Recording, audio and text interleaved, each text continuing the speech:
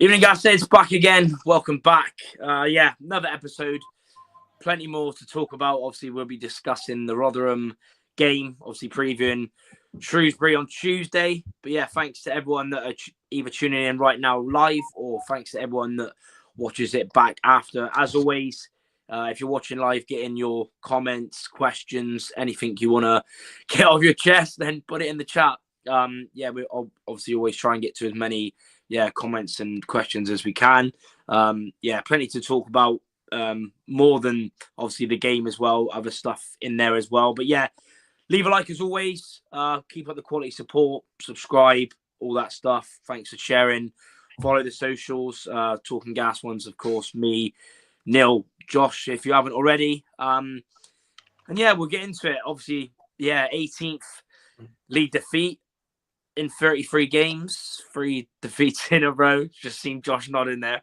It is what it is. Really painful one in the end, to concede late, of course. First home defeat since Calderon's first home game in charge, which was on New Year's Day against Leyton Orient. And where to start? Obviously, you've probably seen mine and Josh's stuff so far. Obviously, we'll react to it in a minute. I'll go with you, Neil, first. Get your thoughts on, the game, the goals, set pieces, and defeat against Rotherham. What did you make of it?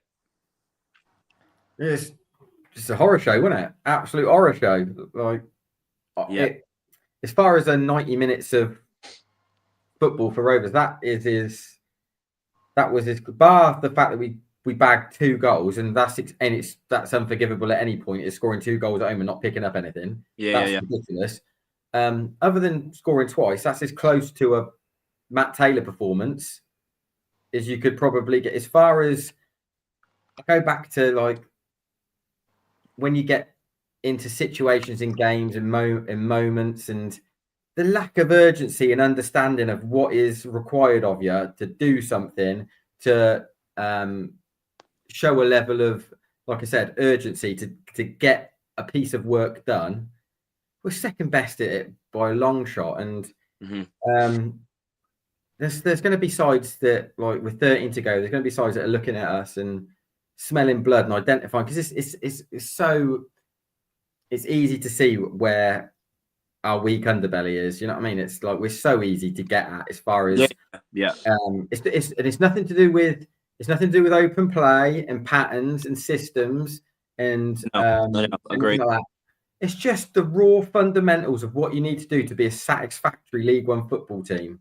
Yeah. And that is be aggressive and understand your roles and your principles of what you do in both boxes. We're a million miles off of that. Yep. Yeah. It's, well, like you said, basics of a league. It's basics of any league, really. But let alone League One. And obviously, when you're just in general, but obviously, especially when we're down there, like you said. What did you make of the goals? What did you make of the goals? Obviously, shocking goals again. The ones we scored or the ones we let in? But both, if you want. Obviously, mainly on the ones we conceded, because again, obviously, like you said, it's a travesty, really. All 3 of them again. What did you make of them? Yeah, I mean, the first one is, again, it's. I keep going back to moments and understanding of your role. It's not a difficult thing to navigate there for Sousa. It's not difficult at all. Mm-hmm. He's just not paid attention to the severity of the repercussions of what could happen if he doesn't do his job properly. Yeah, and I know he's a baby, and I know he's not been around it and done it for long, but he needs to get put over the coals for that. It's unforgivable what he's done there. That is ridiculous. In we're not, like I said, we're banging it. We are banging in this, and everyone needs to be right on their mettle to get a job done, so we can all get to where we need to be come May. Yeah. It's just not it's such a lethargic attitude to that sequence of play of where you are and not understanding how critical like the outcome of you not doing your job properly there could be, and paid the price.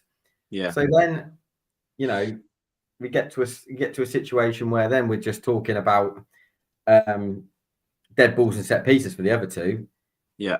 And I mean, I've seen a lot of stuff about, you know, warding goal this, warding goal that. But strip it back to of where it's come from. Yeah, where it's come from is the main. Like, it's all second phase with Jed. Like, he's just What Ward's done for their second is, again, it's unforgivable. It's like, I'm not saying if you've got a mismatch, people can't just go, and especially if you're a player, you can't just go, that's a mismatch, so whatever happens here. You've got to affect his run. You've got to do something. Yeah, he's done nothing. If you're going to set up in a zonal setup and you're going to have what's deemed at your best headers of the ball set up in zones, what you have to do is the other parts of that of like that little project of a set piece is affect the runners. You have to put pressure on him in some way. You're not saying win the ball, but you've got to affect him in some way. And he's just he's just watched him go. Yeah. And then sail into the corner. Yeah. And then the last one, I know, like, it's such a lazy, and again, I go back to understanding the consequences of what you're doing in certain moments of the game. Yeah. And the LT foul, it's such a lazy and lethargic, unnecessary foul to go away. Because if he's got a bit of urgency about him and he's on his mettle, he's just going to jockey him. He's going away from goal. He'll just jockey him and see him into a pretty safe area, and then whatever goes on behind you as far as cover and legs deals with that if it does make the box. Yeah. But to do what he's done there, and then us have all the time in the world to set up, and again, no one is affected the run, but no one's picked him up. We've got bodies. Yeah, he's unmarked. Bodies, and if you watch us, no one is saying anything to anyone to even just to grab hold, and affect the run of something, or block, or stand in front, or put your body in the way of something. Free run, and then, you know. The thing with Jed is there, like, I'm no goalkeeper, but what Jed's done there is he's probably known that there's a good 50-50 chance that he's going to have to save something here because of what's gone on before, and he knows what we're like with defender set pieces. And the initial reaction is just, shit, I want this away from me. Shit, like, it's not, because it's, you know what I mean? He's not a third, like I say, he's not a 30+ runs on the board goalkeeper. The immediate reaction is, fuck, I want this away from me. Yeah, just and panic. It's fell where it's fell. But yeah, the goals we conceded are, again, we've got 13 to go. We've got 13 to go. They're such unavoidable goals. We can defend. Yeah. Any side can get fixed to defend this, but nothing is changing at the minute. Thankfully, it's not, okay, we've got 3 to go. We've got 4 to go. There's still plenty of period of time where you can get on the grass and do something to understand it. Look, you've got to wake up here. But again, I go back to looking at reactions and body language and looking at the penny hasn't dropped for these lads yet. It has not dropped that they are banging it. It's going to take something like us dropping into that drop zone, or something catastrophic, or that's not catastrophic, but something to tip them over the edge for them to wake up. Because at the minute, the penny's not dropped that they're banging it because there's so many games left. Yeah. It's just mad. Like you said, like you would think that, but yeah, like you said, with the reaction to the goals, the language, like you said, there's no one. Yeah, you know, you mentioned just giving away such poor goals. I don't know how many it is. I think there was a stat on Twitter I seen, but I don't know if it's true or not. But it seems like pretty much all of our goals, one avoidable. Well, every goal's avoidable. But when you look at our goals, it's such. What I'm saying is painful goals. We very rarely get carved open. Like, we don't get carved open. No. It's just a dead ball. So it's like that. It must be. Well, I'm not saying must be. It is. It's the easiest one to defend because you can be set. Yeah. You can be set and you can overload an area if you like. You can swing anything into your favour if you set up properly. Mm-hmm. But, you know, we're horrendous at it. And if you look at the way, that we played previously under Calderon, we've gone completely away from it. And that is fear, that is. You've reverted back to doing what you've been doing because you're fearing getting beat, playing out and trying to create a pattern and being patient. Everything is rushed, hurried, long, because that is fear making them do that. So there's loads of contributing factors which are all negative towards us going in the wrong direction. And Calderon is a novice gaffer. He's somehow got to get his arms around this, and he understands what he's taken on. He knows the job, but he's got no one to lean on. Like he's come in on his Todd. He's got none of his own staff. He's got no one else around him. Everything's been brought in to try and help him along, but they're not really his. You know what I mean? No, yeah. So he's a novice. You know what I mean? And there's going to be times, and it will probably ramp up even more as the games get ticked off, and we're still in and around the drop zone, where more experienced managers know how to get one over on him. Yeah. That's spot on. Yeah, we obviously mentioned, a lot of people mentioned, obviously when he joined that. Where is his staff going to be? Is he going to have staff? Like you said, he's obviously said that he knows anyway that, he knew how tough it was going to be. But like you said, when you've not got anyone there of your own, I can imagine, it's going to be tough. But thanks to everyone that's tuning in. Forward and Blue, buzzing for the last hurrah in League One at Blackpool. Not confident there. Bengal as well, and not enough men in the group fit the battle. Even to Alessia needs some proper men. Are you okay now? You look so depressed. I just get like that. I thought to myself, is it just me that gets so low after a game? But there's obviously, it's obviously, that's just, that was just my honest thing. Obviously it felt horrible yesterday. It's not obviously over. It felt painful yesterday, of course, but I just try and give it as honest as I can. And obviously, how I looked, probably, there was a few comments saying, God, you look so, but it is obviously worrying times, and obviously, frustrating. But I did feel, for pretty much the whole day yesterday. Even when I went out during the night, I felt the same. But it is what it is. That's the life of a football fan, I guess. Like I've done a post on earlier, it's highs and lows, isn't it? The highs are amazing, but the lows, and when you concede so late, it feels horrible. 20 conceded. It feels like more, to be honest. But it's probably about right. There's loads of you, BRC Matt, Joe Morgs. Keep getting in your comments and questions. And I pretty much agree with everything that you said, Neil. Like you said, it was fair the way we played like Rotherham yesterday, and obviously it didn't suit us. But like you said, when there's pressure on it, and when you're it's another big game, especially at home, because it was never going to work. Obviously the subs really helped. We looked a completely different side when he made those. Got the equaliser. Looking like we were going to win it. I thought we were going to win it. But then, obviously, like you said, stupid. Because LT done exactly the same challenge before as well, and left it on him and got away with it. And then he done the same thing a few minutes later. And like you said, I was sort of worried as well, like Josh said about your old man as well. As soon as... And everyone... I think you said this in one of your posts yesterday, Josh. When it comes to set pieces, everyone in the ground, you can just feel like, oh no. And it's just almost the inevitable, which is so bad that it as a fan. But because we've seen it so many times, it's just there, isn't it?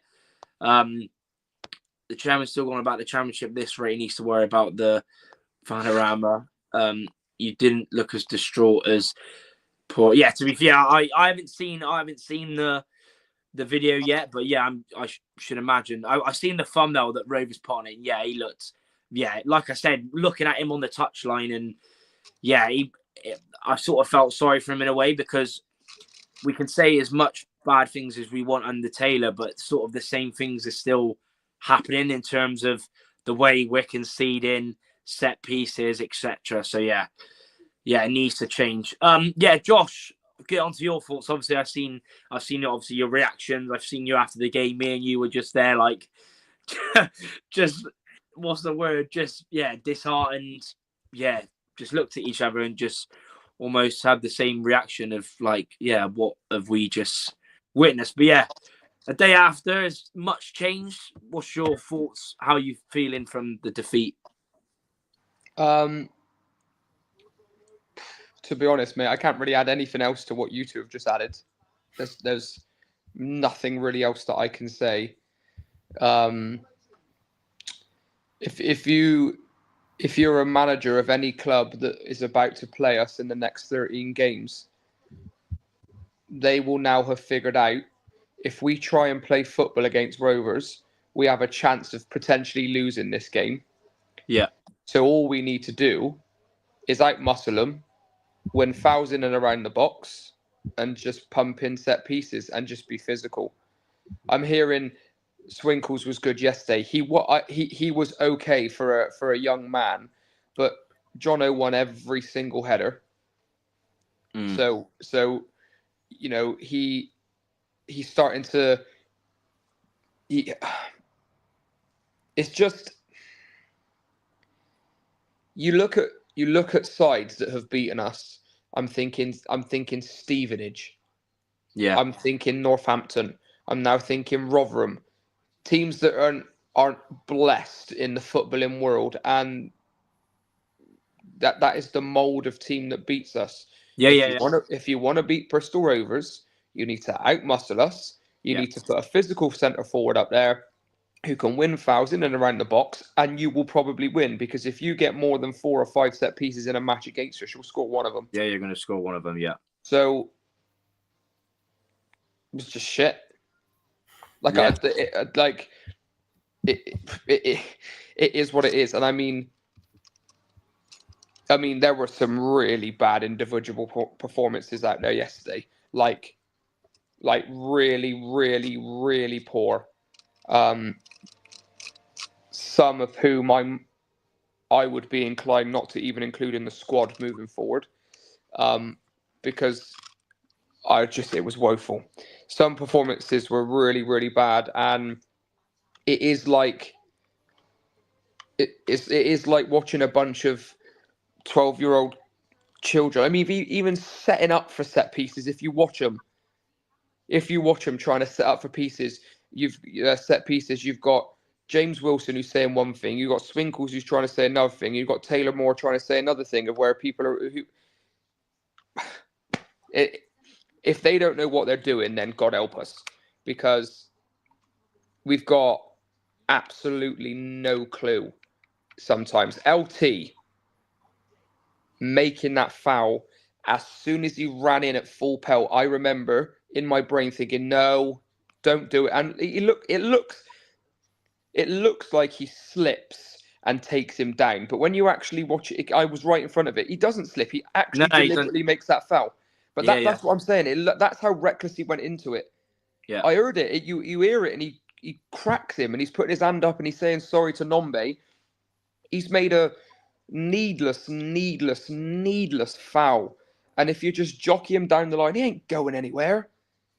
Like Neil said, they don't do it. They didn't carve us open. We barely get carved open.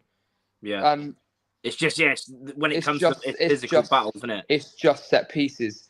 And Jed probably overcompensates because he thinks, well, we are shit.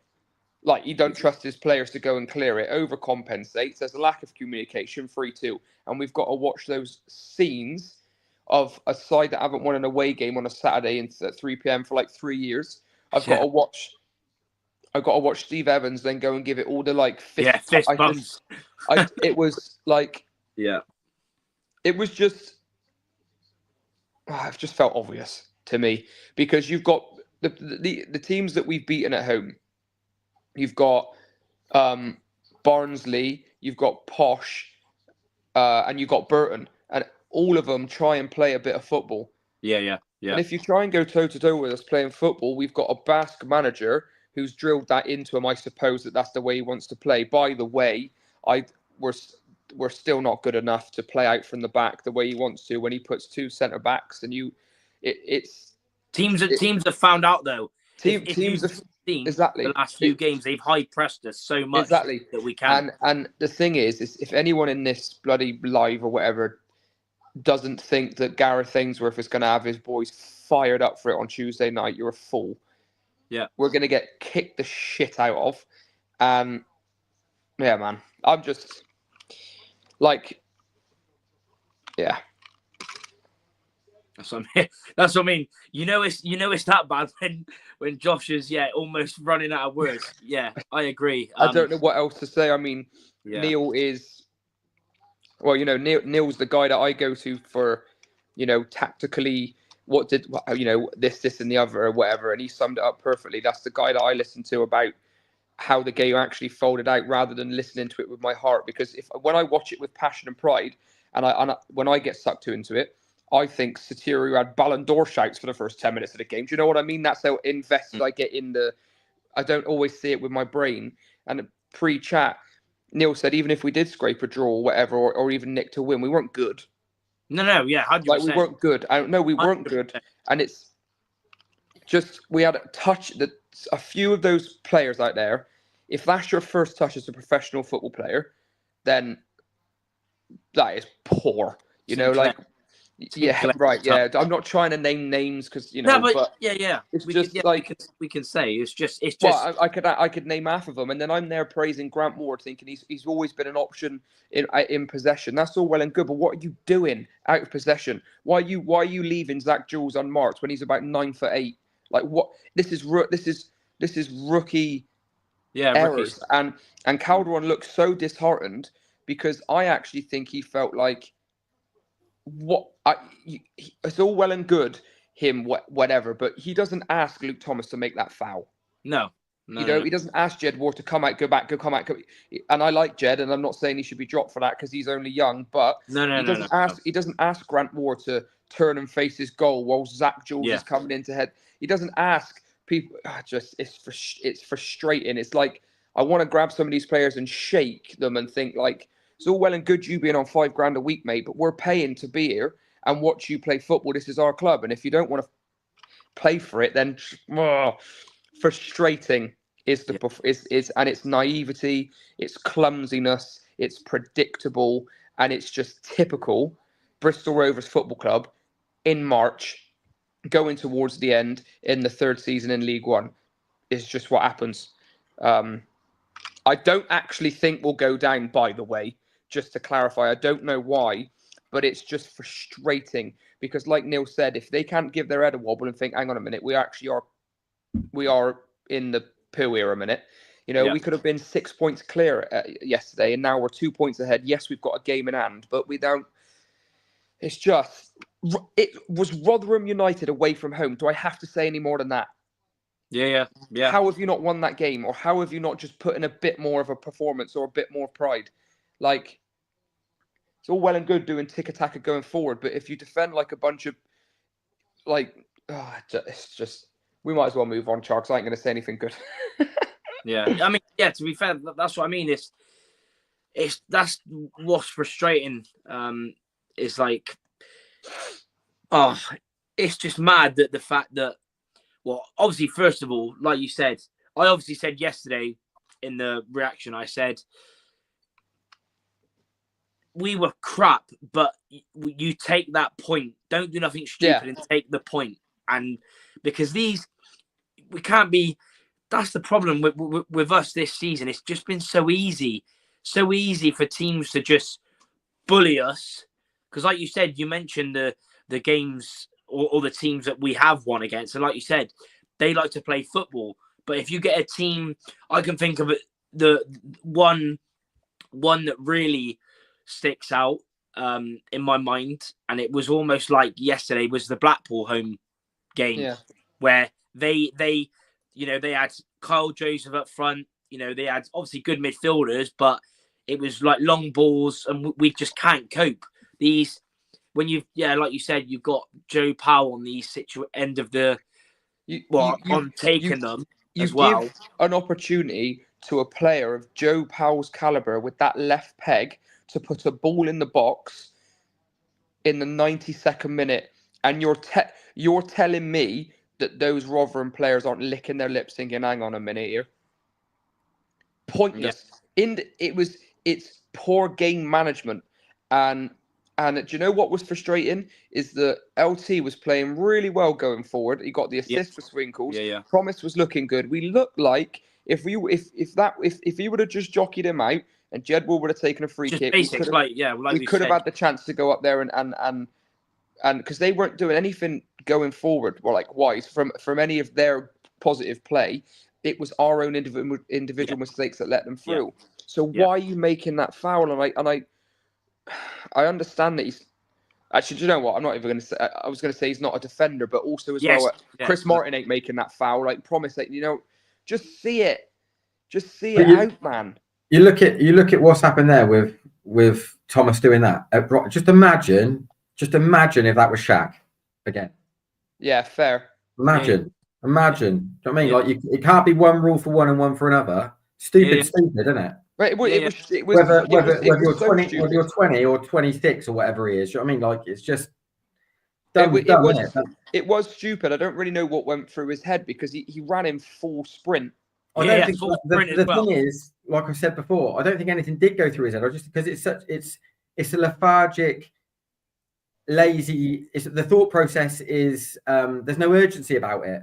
There's no urgency about it to get yourself set and go, right, this is where I need to take this man because of where we are in the game, where we are as a situation in the league, what is the best for this situation, rather than just going wallop and then resetting, because us resetting is counterproductive because we've been horrific at it. If you're on your mettle, you go, right, I get my body shape right, I'll send him that way. We'll get everything in behind us, and everyone can go narrow, and then come out and I'll get some help from behind, whether it be Hunt or whoever else. Not just that was daft, right? Let's see how do you know what I mean? There's no urgency. And if he would have jockeyed him out, the Gasheads would have given him a round of applause and said, you know what, that's fantastic defending. That's what you need to be done. It was totally needless in a position. Like I said to you before, throughout the whole game, if you watch that game from start to finish, I know we got our noses in front, but for the majority of it, terrible. It's frightened football though. It's all fear. There was a moment, I think we was 1-0 up, and I think we could have gone. We had an opportunity to go 2-0 up, but again, Hutchinson doesn't sort his feet out. I know how do you not? I know. Yeah. I'm trying to get that. He did it in Northampton. Do you know what I mean? It looks like he's spooked. Yeah. How have you not connected with that? Like I talk about moments and mistakes. Another moment there where potentially got a shot on goal from 18 yards. The goalkeeper. He's got spooked. He's not sorted his feet out. Yeah, because I think that was our only shot or pass on target, whatever. That was our only other one in the first half, and that was massive. That was 1-0 as well. I think it was. You can see it from Sotirio and Sinclair's reaction of how have you not hit that? Yeah.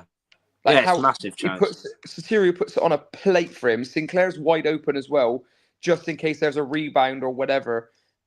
And he absolutely fluffed his lines. Yeah, I can. Well, I think you've seen the whole mem. The whole mem. It's crazy. It was crazy. Regarding we definitely are in trouble. Of course we are. But we need to realise that. Yeah, we need to realise that. It's all well and good Calderon saying that, well, I don't look at the table position because it doesn't. Well, maybe have a little look, mate. Because have you even told the players? Of course he is. Of course he nonsense. Of course he is. But just throwing it out there is not a good move. But it's like you said. There's a part of me that thinks, do these players actually realise that where we actually are in the table, or is there just all this blind obliviousness in the background that we're going to be all right? It was sometimes Rovers. There's a bit of accountability if someone just turn around saying, lads, just FYI. Do you know what I mean?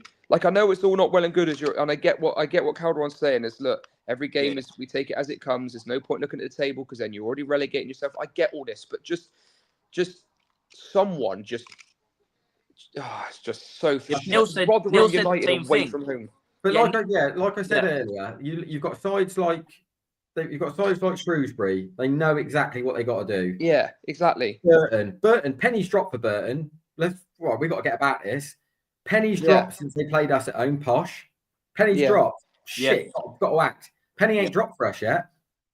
That's what it looks like. It does look like it. You come off of a bad performance and defeats, and you look at it, and go, right, okay, we've got 13 to fix it. We've got 12 to fix it. That's what I mean. It's just and eventually you have to start trying to fix it. But I'm fully aware, and I'm definitely made my peace with the fact that I'm pretty confident that come Blackpool on the final day, we're going to need to. There's still going to need a result. There's still going to be work. Whether that means that stuff has to go in our favour elsewhere or whatever, but there'll still be something on Black. There'll still be something on Blackpool, I reckon, when we get there. I need a bit of bloody coke back. Look at that table. It's mental. You look at that table. It's mental. Yeah. It is. Well, you also look at the games we've got left, and that's what's even scarier, in my opinion. Yeah. But again, it's one of them where once you start getting, because 13 to go, like I said, once you get into the business end of it and you're like into your last 8 or so, everyone else is unless you're all like us in the last couple of seasons where you're pissing in the wind, it don't matter. Yeah. Everyone else can fold or their ass can go for whatever reason. Got to make the playoffs. Budget says we need to make playoffs. Like there's pressure on that. Got to make top 2. Pressure says that. Do you know what I mean? So everyone's playing for something and everyone's ass can go for whatever different reason. Yeah. Harry said, definitely a little advantage that they play, but yeah, even then, like we all mentioned, you look at the fixture. I think the most, I think the most worrying thing is that the fact that we seem to just keep repeating ourselves. Like I repeated myself pretty much yesterday what we saw at Northampton. Set pieces again, crosses again, and then the fact that we had a chance to go 2-0 up again. And obviously also the fact that we were 1-0 up in both games and lost, which is another thing. So honestly, it's like watching Sunday League. Yeah, Calderon needs. I said it after Charlton as well, and then I think after Charlton we went on a couple of decent results, didn't we? Maybe because we had them 3 home games in a row. Calderon has to show a different side to himself now. He's done that. He's done the right. I'm going to look after these lads. I'm going to drill in how I want them to play. They're all good players, and he's done that side of things. They're letting him down, and he needs to show a different side of it. They look, this is bullshit. What you're serving up here. He needs to show a different side of himself, and because else you're just going to go down with a whimper. Yeah. Go down with a whimper, because if you're going to go down. Sticking to the fighting. Saying, we're going to play this way. We're going to die on this hill, rather than going right. We'll go out there petrified, playing scared football, and go down with a whimper. Like he has to show a different side to himself, where he has to start banging some heads together and getting nasty. Because at the minute, these lads just look like they're wandering around feeling sorry for himself. Yeah, spot on, 100%. Yeah, I agree. Yeah, it doesn't. That's what I mean. When you said before we went live, it almost doesn't. Yeah, like the penny hasn't dropped with them. Like you said, Burton, the penny dropped when probably about 2 months ago, because they've been on. Apart from the loss against us, I think they've got 1 loss in 10. The penny dropped bringing Bodvarsson in. Yeah, when they made. That's when it dropped. They thought, hang on a minute, we need some experience here, up top, and we need some experience at the back. And we need to actually start playing to our players' strengths and in their right positions. And then, lo and behold, look what happens. Yeah, and that's what, like you said, Peterborough after against us, because we played well, but they were horrific. Northampton, the penny drops. Obviously, they've been on. But the other thing that worries me is the fact that, and a lot of teams around us are doing it, and teams even in the higher end can do it. With us, we have to play almost spot on to win a game. Whereas all these other teams around us and other teams in the league, like Wickham or like Burton or like other teams, they don't have to, they can not play well and not win. But with us, if we, I mean, you've seen it against like Rotherham. Rotherham weren't that good. They've just done the basics. They've capitalised on shock and defending. But whereas us, we need to be almost 9 out of 10 to win a game of football. Like, that's what worries me as well, because when it gets scrappy and when it's like it is now, like I said yesterday, I don't care how we play. I don't care if we're crap, just win. But the problem is we play crap and we always lose. That's the problem with how I feel. Like, we can never play crap and win. Like, I don't know. I don't really know. But yeah, we're probably going to leave it there on Rotherham. But yeah, it's just more frustration. And yeah, of course, another defeat. Burton and Northampton will be safe. I'm saying now, the Exeter game, whoever win will stay up. I agree. I don't know. I agree. I think we have to beat Exeter at home, because if we get a draw, I agree. What I'm saying is, well, actually, I'm not so sure Northampton, but I think Burton is staying up, and they're the ones that we have to look out for. So I agree that Exeter game is absolutely that's the one. Yeah, but then also obviously the game we're going to get into now is Tuesday. Tuesday is probably the biggest game of the season up to this point, I would say. We'll get into it now, of course, and keep getting your comments, keep liking. Appreciate everyone that's tuning in now, and obviously everyone that watches after as well. Yeah, Shrewsbury. Wow. Yeah, it's obviously huge. John Marcus won't be playing, as everyone I'm sure knows. Suspended. Terrible decision, by the way. I'm not sure. I'm not sure. That ain't a red. Not after 10 seconds. That's a red? Not after 10 seconds. That ain't a red. Like, in the context of what? What's he done? Just got his arm across someone, hasn't he? That ain't a red. Refs nowadays, it's like bang, innit? That is not a red card. Not a red card. You'd be devastated to get sent off. You've got to do something absolutely horrific to get sent off after 10 seconds. Agreed. Yeah, it's mad. It is mad. What was JCH like? Did everything right for a centre forward. He was unlucky. Physical, like he is always. Yeah, he was unlucky not to score. We got our bodies in front of it. He just controlled that game from up the top of the pitch, and that's what you want. Yeah, Nombe as well. Nombe was quality. I've never seen him not score against us. Yeah, I swear, every time. Even in the game previously, he was so dangerous. Pace, power, and it was mad. We will get into this soon when we do our. There's a lot of. I think we'll have some different lineups. Definitely different changes tonight. So we will get into that very shortly. But yeah, Shrewsbury, like I said, like for me, it's probably the biggest game of the season up to now. Previous meeting, we won 1-0 back in October, 22nd of October. At that point, we didn't play that well. That stage, I think, was when around the time people, it was that other sort of journalist. What's his name? The one I think he was the one that said, if Taylor doesn't win this, he's gone. Steve Hutton or something like that. Steve Hutton or whatever, yeah. Yes, we didn't play well, but we won. Shrewsbury probably should have took something from the game, but we won 1-0 thanks to a Jamie Lindsay goal. Ainsworth has obviously been there quite a while now. I think it was November he took over. Obviously, first game they beat Birmingham. He's got them with a fighting chance because they were looking like they were automatically down at the stage of where we played them, even though they weren't the worst team we played. Like, looking at them, you think, where are the goals going to come from? Where are the points going to come from? But he has changed it massively. They have been on a poor run as of late. They have played some tough teams. They obviously lost 3-1 to Posh, lost 1-0 to Stevenage at home, lost 1-0 to Huddersfield at home, lost 3-2 to Bolton at home, and drew 1-1 with Reading away. That's the last 5. Usually playing a 3-4-1-2. Luca Hall playing as a wing back with Benning on the other side. Aaron Pierre, Josh Feeney, Morgan Feeney, centre backs.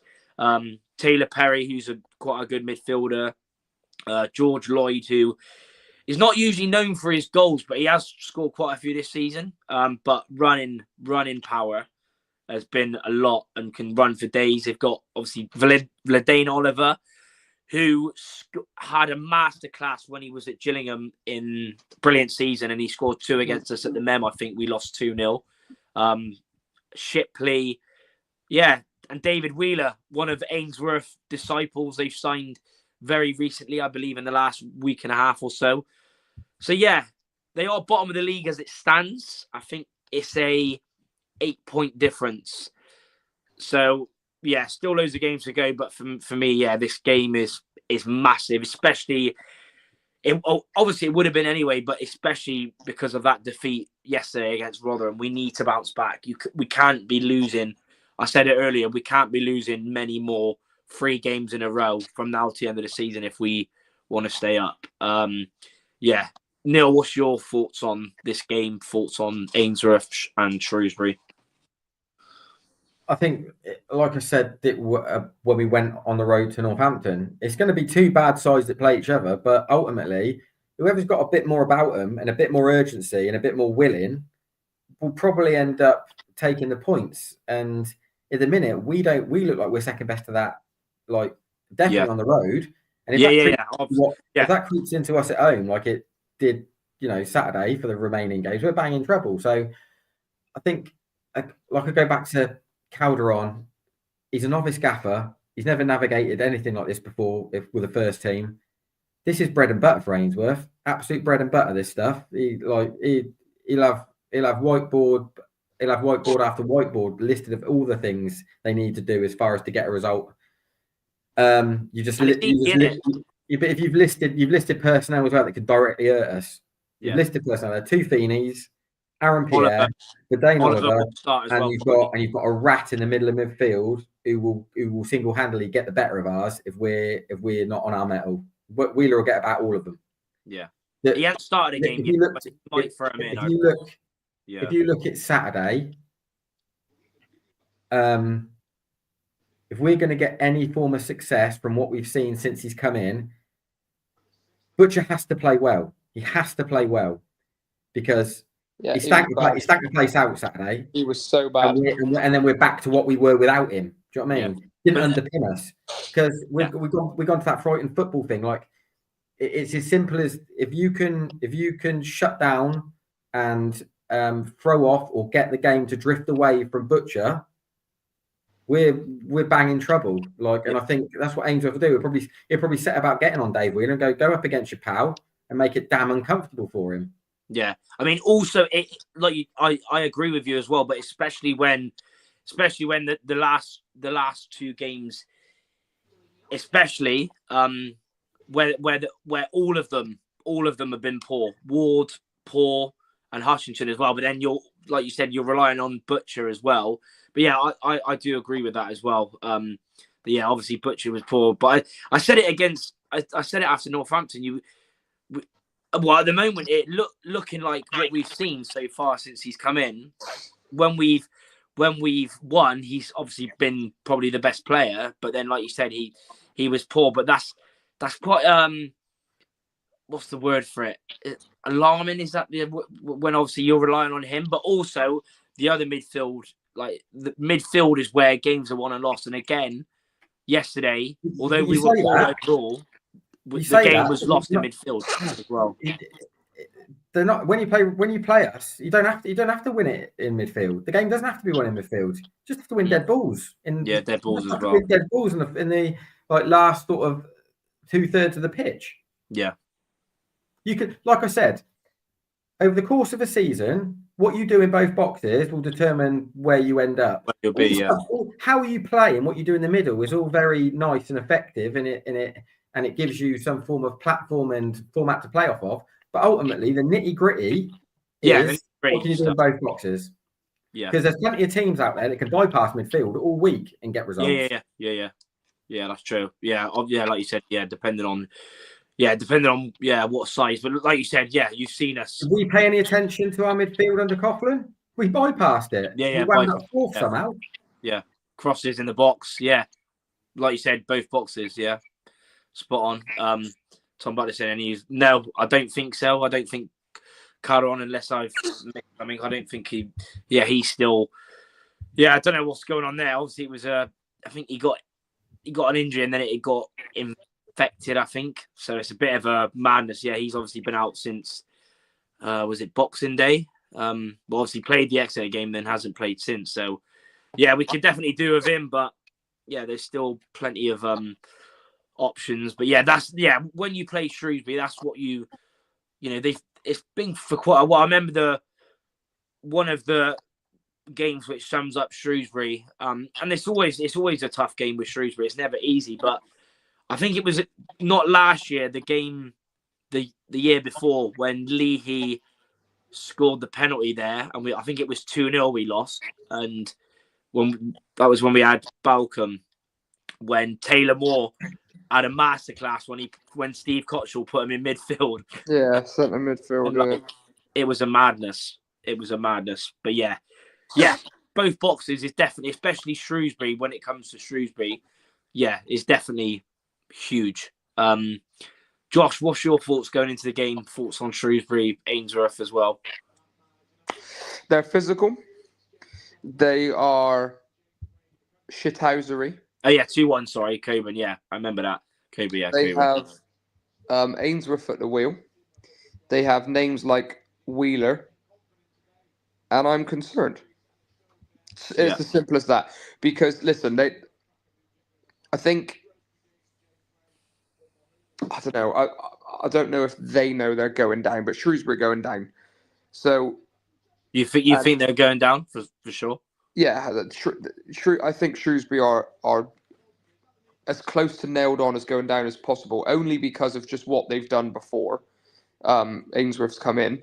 Anyway, that being said, they will know if they have any chance of staying up, that they need to be winning games like this. And we are terrible away from home. Yeah, all right, they've scored 1 goal in their last 3 games, but it's just we've just handed Rotherham their first away win in 3 years. So they're going to be up for it. Yeah. Steve, who's Steve? Neil's right. Steve David, here he is. I don't know why. Yeah, Neil's right. Games are won and lost within both boxes over the course of a season, and we also don't play well against ratty little waspy midfielders as well. And Gape and Ojo is like do you know what I mean? So it's going to be a long old, and you better not tell me you're going, because if you're going away on Tuesday, Charlie, I just might as well give you a hug now, mate, because it's going to be. Of course, I'll be there. I know, of course you will. It's going to be a horrible watch. And it ain't good for anyone's heart. There's too much stress on it, and I just think Ainsworth has proved time and time again, when you need someone to stand up and give you a bit of an inspirational team talk, and just look at Rovers highlights. Do you know what I mean? Goals. Exactly that, and someone to lead from the front, and to someone to know. Do you know what I like about Ainsworth? Every player that plays with him knows exactly to a T in about 4 different languages what they need to do. Yeah. Like Neil said, they know their role. And he's been there.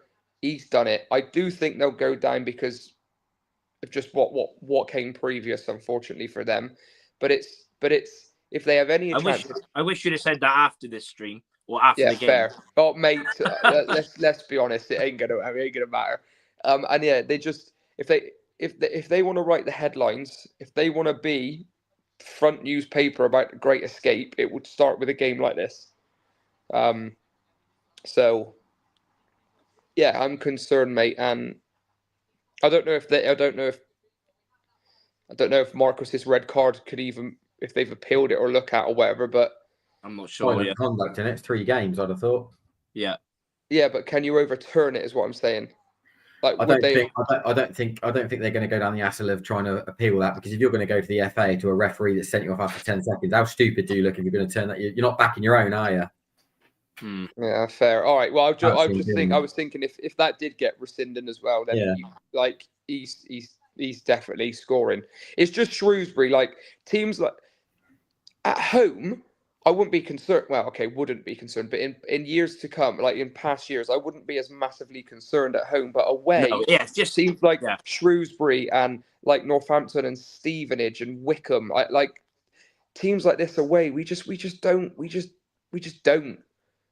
Yeah. So what base is there to go off to be positive about it? Yeah. There literally is none. Yeah. We're just talking straight facts, and unfortunately, we've really struggled. Yeah.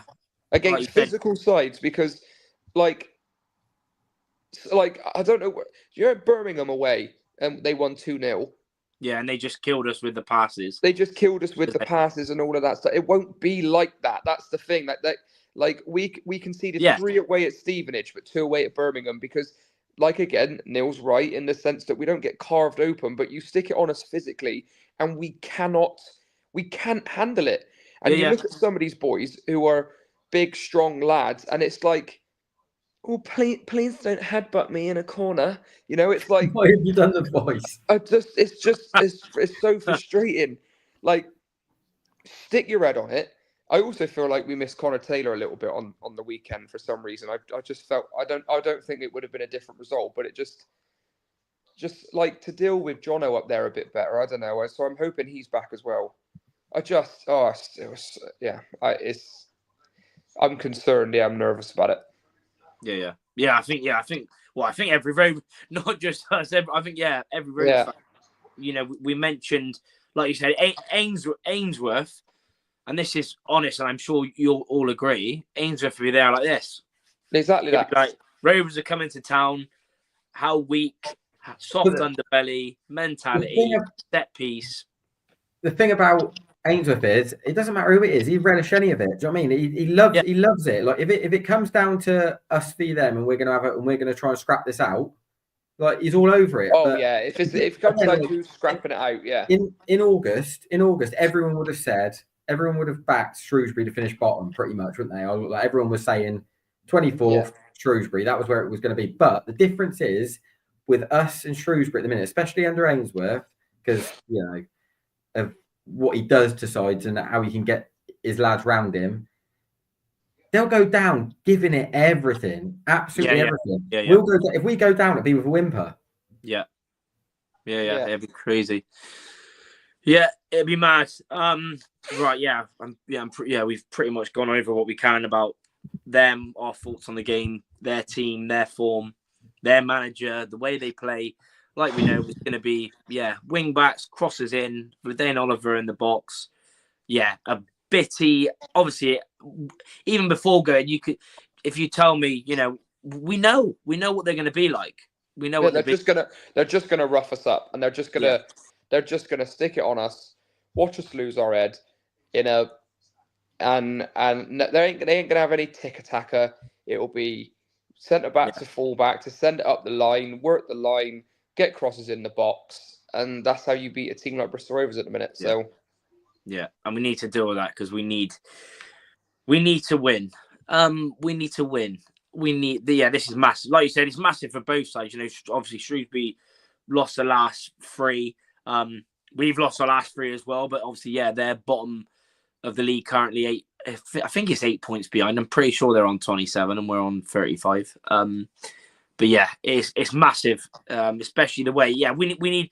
First of all, we need a reaction. But first of all, like we've almost repeated on every episode this season, we need to do the basics right, which fingers crossed, touch wood, hope to God can happen. And both boxes. Aguilera playing for Rio Ave against Braga. Yeah, fair play to him. In the Portuguese league, got a draw written all over it. I'd like to see Ainsworth setting up in La Liga. Yeah, he's perfect. He's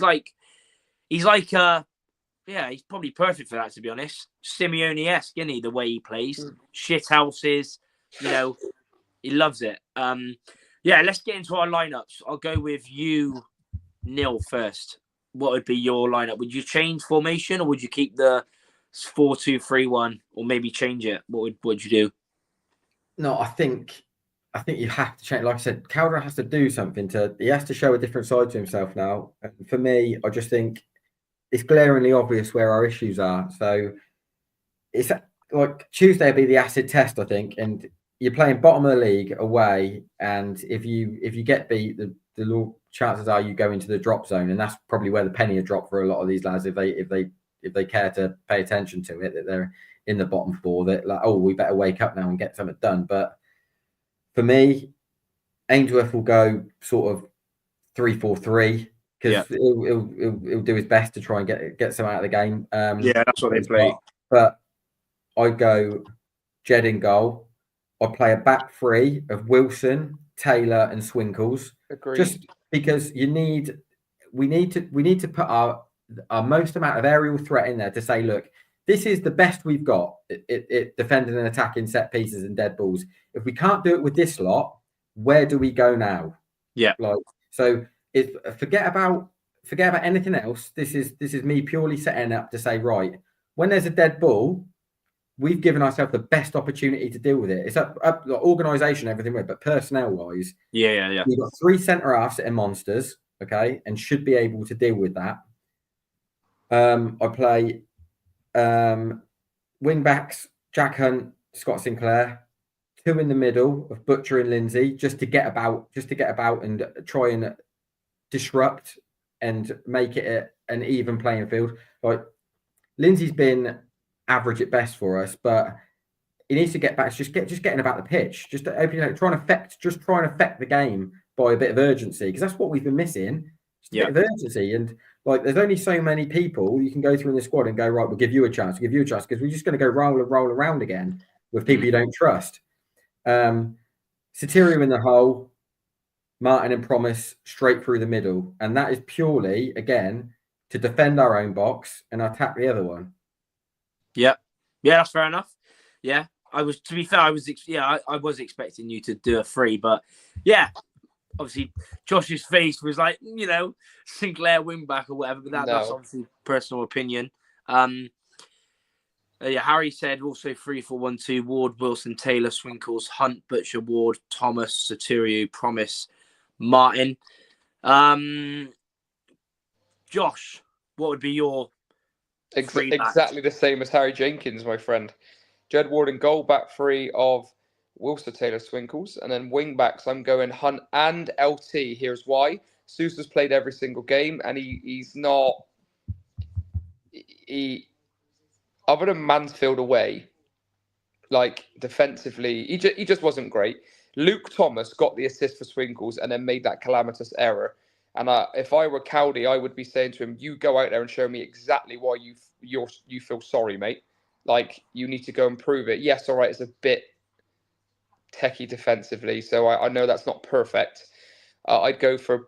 I would even be tempted to go for a 3-1-4-2 to sit Butcher back, but for now, let's say it's 3-4-1-2 instead. I'd go Ward and Butcher in the middle. Just because I can't watch Lindsay play football at the minute. And then Sotirio in the hole, because he's an absolute busybody, and I think when he's on it, he's great. And then Promise and Chrissy up top, because I think that was one of the only bright sparks from Saturday that looked really, really good. And it also looked like Chris Martin was a bit like, do you know what? Thank God. Finally, like playing with someone who can run off me, and Promise I just think he's great. So that would be exactly it. It would be, the same as what Harry put before. Ward, Wilson, Taylor, Swinkles, Hunt, Butcher, Grant Ward, Thomas, Sotirio, Promise, and Martin. Yeah, that's fair enough. Chris is saying the same, but Roberts in goal. What's the hype for Omachiri, says Mats. I could give you a list. To be fair, he was quality when he come on, and also because obviously, I think everyone's had their thoughts on Omachiri, of course, obviously watching the games, etc. But yeah, I think he was a bit of a frustrating player. But I think he would come into his own just before he got injured. He was looking brilliant. I was with Josh during the Wrexham game. He was quality. Exeter away, really good, scored. I think although it's been hard for him because he was playing as a winger at Fleetwood. He wasn't a striker at Fleetwood. He's come in and we've asked him to be our main option as a number 9.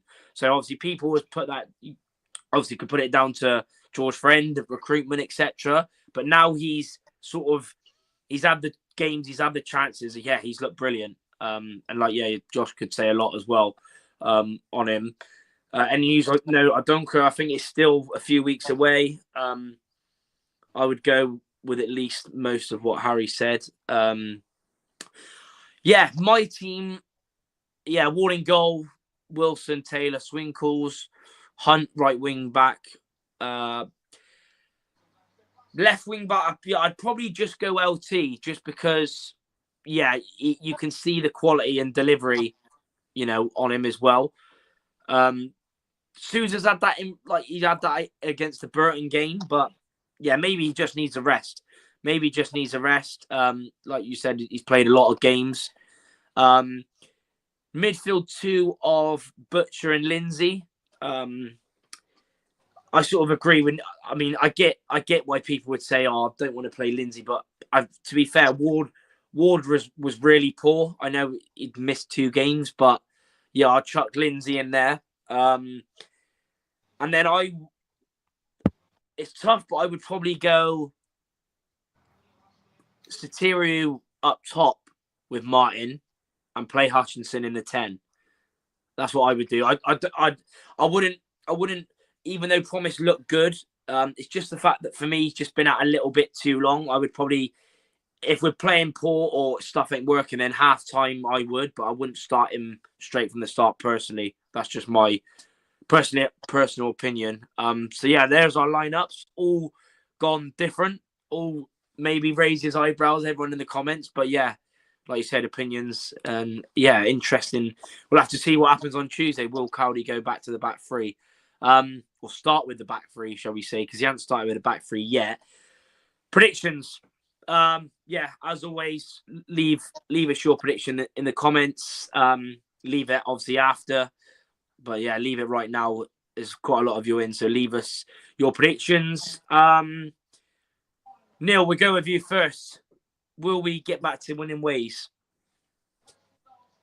I think we'll lose 1-0 in Ciala from a dead ball. Lovely.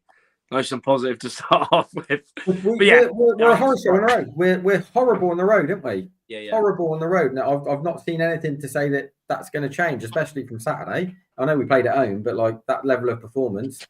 And if you've got to earn the right to play, I don't think we'll win the fight against Shrewsbury. I really don't. Yeah, that's fair enough. To be fair, it's I'm not surprised, to be honest. I still haven't really. It's a tough one when it comes to predictions. But you've gone 1-0. I'm not surprised, like you said, based on our away form, based on our last few results as well. 3 games without a win, 3 losses in a row. And Shrewsbury and Ainsworth, that's fair enough. Josh, will we score? Will we win? We will score, but we will lose 2-1. Goal scorers?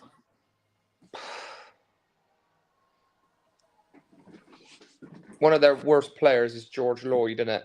I think he's awful. I wouldn't say. I think he's absolute dross, mate. But I guess people look at that about Promise as well from an outside looking in, so I get it. But he'll score. He's got 5 goals. 5 goals, to be fair. He would be our top goal scorer. Fair. That's actually a really good point. Now, how embarrassing is that? That's so. How many's Luca got? That is embarrassing. 1 or 2. What, Hall's got 1 or 2 for him? Yeah, I know he scored against Bolton the other week. He might have scored another one. I'm not sure. He's my second pick. He's bound to, isn't he? So I'm going to go George Lloyd, Luca Hall, and I'll go as far to say that he'll jump into the crowd. And for us, I reckon I'm at the point now where I don't even know if I care anymore. I'll go Sotirio. Just because I like him. I don't know. We are so bad away from home, and they are in some bad form So we're destined to lose this game. 2-1, Salop. And I'll also predict that there will be a fan kicked out in the away end. There we go. That's not hard then. There we go. That's it. I'm giving you 2 extra predictions. Luca Hall winner jumped in the crowd, and a gas fan will get thrown out, and you'll hear wanker, wanker, wank. That's what I'll say. Yeah. Hopefully it's not me. Well, you never know. It depends if it's that bad, but nah, it won't. Probably be Rob Scott if he's going. He loves it. I love it. That's so funny. Yeah. Well, it was it was mad in the South Stand, mind. Flipping hell yesterday. It was carnage with them Rotherham fans. Nicking the flag. Yeah, that's funny. Rovers fans nicking the flag, and it was all. That was one of the highlights. I was absolutely wetting myself from. That's what I mean. You know, it's that bad when that's literally the main highlight is us nicking their flag. It's crazy. Absolutely brilliant. Harry's gone for 2-1. Licia 1-1. 2-1 Rovers, says Mats. Chris Goley 1-1. Martin to score. Mats has gone Martin and Taylor. It's so hard now. 1-1. Be similar to Cambridge, I reckon. Yeah, probably. Chris Goley knows. Rossett is not there. Rossett is now in the National League. He's in the National League now. Sounds like Mystic Meg. Yeah. Neil has gone for a loss. Josh has gone for a loss. Don't do it, Hayner. Don't do it. I know what you're going to say. 2-1 gas. I'm going 3-1 gas. Oh, my day. Guys, it's been a pleasure. Gas. I rate it. Go on, lad. Back your side. Good lad. Absolutely. I mean, Josh, there's many a times last season when me and Neil could have said the same to you when we were on awful form. I just hope we win, man. It's blind faith. I get it. It's blind faith. It is blind faith. I rate it. Yeah. It is blind faith, but I'm not sure you'd be saying that if it was me, Neil, saying 3-1, mate. No, I expect it from you, Josh. You're calling me an absolute knobhead. I expect it from you. I was expecting from both of you, really. Like, I was pretty shocked you went for us to get beat, but I could see, like, it's really, like, it's dawning on you now how bad we are. It really is. Remember when what did I predict for us to finish? 16th, 17th? Yeah. I think you said 17th. Yeah. You ripped my hand off, wouldn't you, for that now? I would have 100%. I said 10th. Yeah, Josh said. I said 13th. I went pretty much in the middle. I mean, that's got to be the worst thing I've ever said, I think. Yeah. Don't worry. There will be one big episode at the end of the season when we go through all of our predictions. Don't worry about that. And we can see the madness that we I think I said Promise would get like 11 or 13 goals as well or something like that. Christ. Yeah, there is some mad ones, but there will be one full episode on that in the review. Hopefully it's a season review. We'll be talking about League One again. Fingers crossed. Barry's also agreed with me. 3-1 gas. Weren't Bristol Rovers trying to get Michael Wimmer? Yeah, he's now at Motherwell and balling with Motherwell. Yeah. They beat Rangers yesterday 2-1, and I think he's got 2 wins out of 3. Yeah, fair play.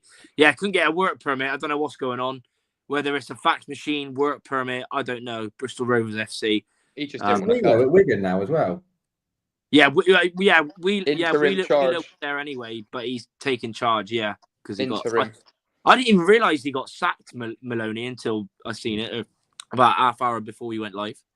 I'm not surprised though, because they were struggling. Matt's to change it back 3-2.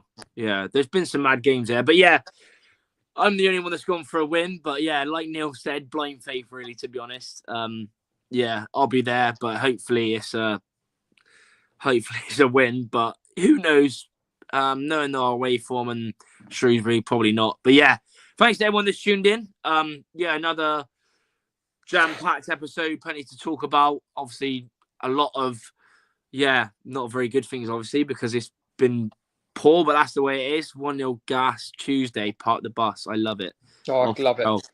Yeah. But thanks to everyone that's tuned in. yeah, if you missed anything, then feel free to go and check it back. I'll leave timestamps in later on. But yeah, subscribe to Josh, Gasman TV, follow the TikTok. My vlog will be out tonight, by the way. My vlog will be out after this, so everyone in the chat, run it up. Yeah. Well, yeah. Unfortunately, I went on it, but that's because my scooter didn't charge it enough.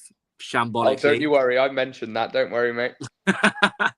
But yeah, thanks to everyone that's tuned in. Follow us on all the socials. Follow the Talking Gas socials if you haven't already.